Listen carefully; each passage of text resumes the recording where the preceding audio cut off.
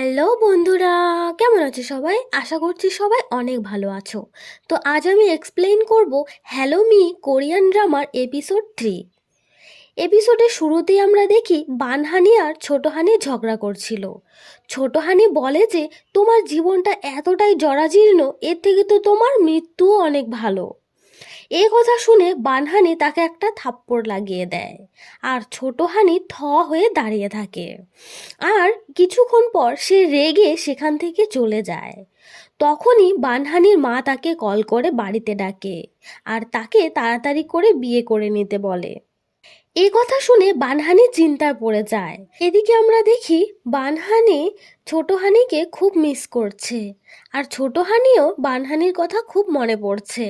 এরপর সে বাইরে এসে ছোটহানিকে সব জায়গায় খুঁজতে থাকে। বানহানি একটা ব্রিজের উপর দাঁড়িয়ে নিচের দিকে ঝুঁকে দেখছিল।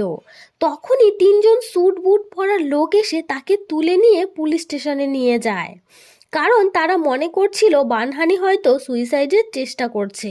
সে অনেক কষ্ট করে পুলিশ অফিসারদের বোঝায় যে এটা একটা মিসআন্ডারস্ট্যান্ডিং।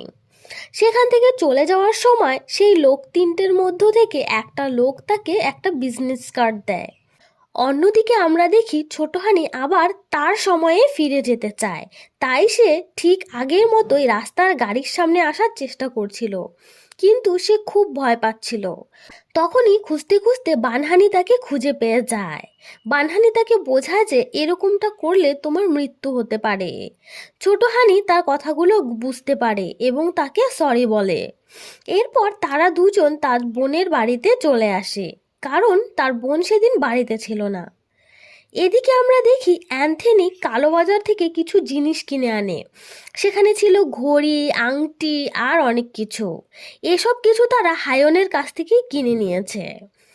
একদিন হায়ন তার বাবার সাথে দেখা করে আর বলে আমি এখন চাকরি করছি। এ কথা শুনে তার বাবা তো অবাক হয়ে যায়। বাবা বলে তুমি কিসের চাকরি করছো? হায়ন বলে এটা তোমার জানার দরকার নেই। এরপর সে তার বাবাকে এরকম মুখ দেখিয়ে সেখান থেকে চলে যায়। অন্যদিকে আমরা দেখি দুই বানহানি মিলে কম্পিউটার এরিয়াতে যায়। সেখানে গিয়ে তারা সায়েন্স ভিডিও দেখে, যাতে টাইম ট্রাভেল সম্পর্কে কিছু জানতে পারে আর বুঝতে পারে, আর তার কোনো একটা সমাধান বের করতে পারে। কিন্তু এই ভিডিও দেখে তো তাদের ঘুম চলে আসে। তখন বানহানি সিদ্ধান্ত নেয় সে তার আশেপাশের কোনো ইন্টেলিজেন্ট কারো কাছ থেকে সাহায্য চাইবে। আর সে তার ভাগ্নের কাছে আসে, সে যেহেতু অ্যাব্রড থেকে পড়াশোনা করে এসেছে। তাকে গিয়ে বলে কেউ একজন আছে, অতীত থেকে ভবিষ্যতে চলে এসেছে, সে কিভাবে তার সময়ে ফিরে যেতে পারবে। কিন্তু তার ভাগ্নে তাকে কিছু টাকা দিয়ে দেয় আর বলে গল্পের বই পড়া বন্ধ করো, বাইরে গিয়ে বন্ধুদের সঙ্গে একটু মেলামেশা করো, সবার সঙ্গে একটু কথা বলো। এ কথা শুনে সে নিরাশ হয়ে বাইরে চলে আসে। এরপর তারা দুজনে বলাবলি করছিল যে এখন তাদের কাছে আর কোনো উপায় নেই।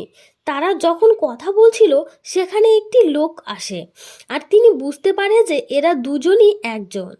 তিনি বলে আমি তোমাদের হেল্প করতে পারি, তোমরা যদি হেল্প নিতে চাও তাহলে আমার পিছনে আসো।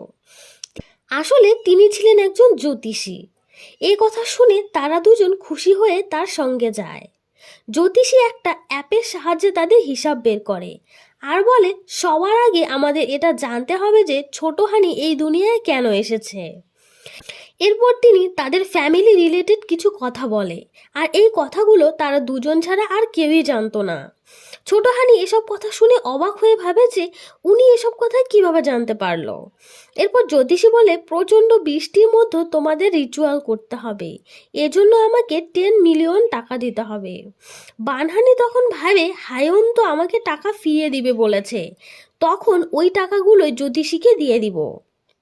ছোটহানি সেখান থেকে চলে যাওয়ার পর বানহানি জ্যোতিষীকে প্রশ্ন করে আমি যে আপনাকে এতগুলো টাকা দিব এর কি গ্যারান্টি আছে? তখন জ্যোতিষী তাকে বলে যে তুমি তোমার বাবার কিলার।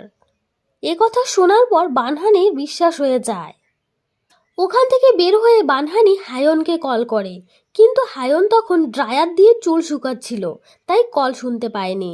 তখন বানহানির মাথায় এক বুদ্ধি আসে। সে হায়নের কাছ থেকে টাকা ফেরত নেওয়ার জন্য কিছু লোক ভাড়া করে পাঠায়। লোকগুলি এসে হায়নকে জেরা করতে থাকে। হায়ন তো কিছুই বুঝতে পারে না। তখন লোকগুলি বলে, একটা গরিব মহিলার টাকা নিয়ে পালাতে তোমার লজ্জা লাগে না? হায়ন বলে, হ্যাঁ, গরিব মহিলাটাকে? তখনই সেখানে বানহানি আসে। হায়ন তখন বলে যে, আমি তোমার টাকা অনেক আগেই তোমার অ্যাকাউন্টে ট্রান্সফার করে দিয়েছি। বানহানি তখন মোবাইল চেক করে দেখে যে হ্যাঁ, সত্যি হায়ন তার থেকে 10 গুণ টাকা বেশি ফিরিয়ে দিয়েছে। এটা দেখে সে লজ্জিত হয় আর হায়ন রেগে গিয়ে সেখান থেকে চলে যেতে ধরে। কিন্তু বানহানি তাকে অনেক সরি বলে, কিন্তু কোনো লাভ হয় না আর সে ওখান থেকে চলে যায়। বানহানি তখন হায়নের রুমের কিছু জিনিসপত্র একটা কাপড়ে বেঁধে নিয়ে হায়নকে দিয়ে দেয়। হায়ন যখন কাপড়ের পোটলাটা হাতে নেয় তখন তার হাত ফসকে সব জিনিস ছড়িয়ে পড়ে। সেই সব জিনিসের ভিতর বানহানি একটা কি চেন লক্ষ্য করে আর বলে, তুমি ওই কি চেনটা কোথায় পেয়েছো? হায়ন বলে, কেন? বানহানি বলে, কারণ ওটা আমার বাবা আমার জন্য ওটা বানিয়েছিল, কিন্তু আমি ওটা কোথাও হারিয়ে ফেলেছিলাম। তখন আমরা একটা ফ্ল্যাশব্যাক দেখতে পাই। একবার হায়নকে কিছু বাচ্চারা বুলি করছিল, তাদের সাথে চুনসিকও ছিল। তখন বানহানি তাদের থেকে হায়নকে বাঁচিয়েছিল আর সেখান থেকে যাওয়ার সময় এই কিচেনটা পড়ে গিয়েছিল। সেদিন থেকেই হায়ন সেটা যত্ন করে রেখে দিয়েছে আর আজ বানহানিকে দিয়ে দেয়। এরপর বানহানি বাড়িতে আসে।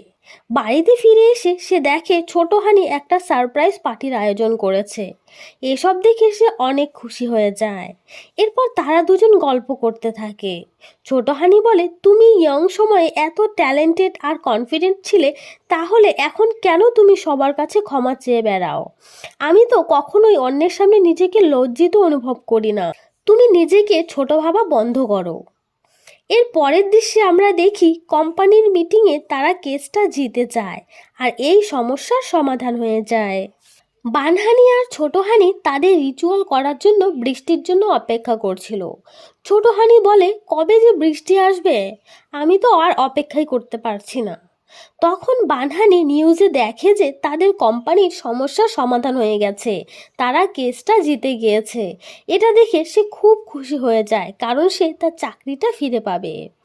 এরপর সে ম্যানেজারের কাছে গিয়ে জানতে পারে যে তারা বানহানিকে কাজ থেকে বাতিল করে দিয়েছে আর অন্য কাউকে অ্যাড করে নিয়েছে।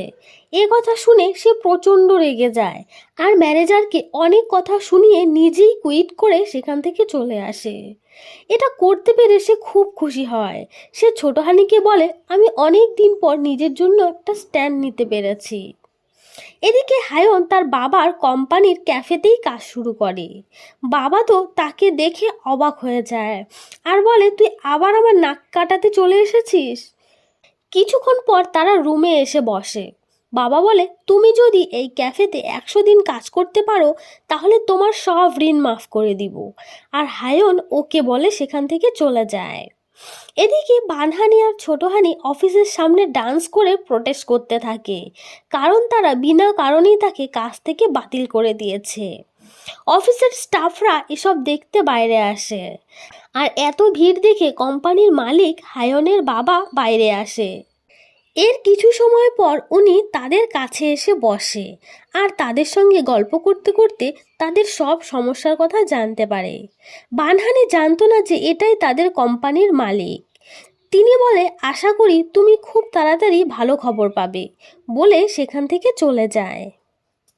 এরপর তারা গল্প করতে করতে রাস্তা দিয়ে হাঁটছিল। ছোট হানি বলে, তোমাকে এত খুশি দেখে খুব ভালো লাগছে, এখন থেকে সব সময় এরকম থাকার চেষ্টা করবে। এরপর তারা বাড়িতে চলে আসে। বাড়িতে ঢুকেই তারা দেখে তার বোন ফিরে এসেছে আর সে ছোট হানিকে সামনাসামনি দেখে ফেলে আর অবাক হয়ে তাকিয়ে থাকে। এখানেই এপিসোড 3 শেষ হয়ে যায়। পরের এপিসোডগুলি দেখার জন্য অবশ্যই চ্যানেলটিকে সাবস্ক্রাইব করে রাখো আর যদি ভালো লাগে একটা লাইক করে দিও। Thank you.